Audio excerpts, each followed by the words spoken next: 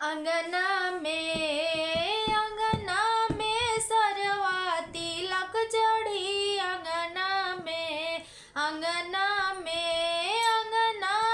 सरवा तिलक चढ़ी। अंगना में सरवा के बहिन खूब बिगड़ी, कुछ आज बिगड़ी कुछ काल बिगड़ी, कुछ पापा के से जरिया पे जाके बिगड़ी। अंगना में सरवा तिलक चढ़ी। अंगना में सरवा तिलक चढ़ी। अंगना में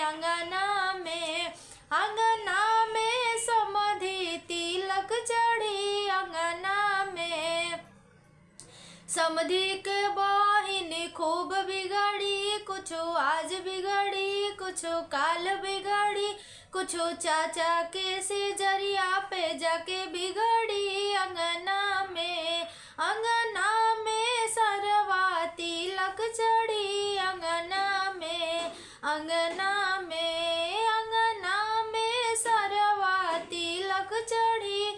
अंगना में अगुआ के बहिन बड़ी बिगड़ी, कुछ आज बिगड़ी कुछ काल बिगड़ी, कुछ भैया के से जरिया पे जाके बिगड़ी। अंगना में सरवा तिलक चढ़ी। अंगना में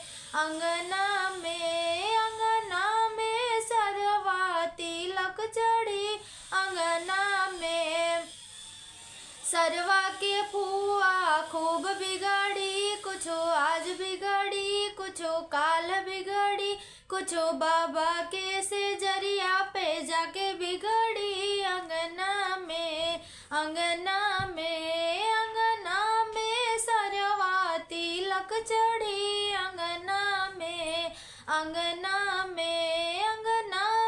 सरवा तिलक चढ़ी। अंगना में तई रहला तिलक के गारी गीत। अगर आप सबके अच्छा लागल हो तो हमारे चैनल के जरूर सपोर्ट करब जा, लाइक करब जा, सब्सक्राइब करब जा, शेयर करब जा, बेल आइकन के जरूर प्रेस कर देव जा ताकि हमारे नया वीडियो के नोटिफिकेशन आप तक जाए। गीत अच्छा लागल हो तो जरूर कमेंट करके बताएब जा कि आप सबके कैसन लागल है। जय माता दी।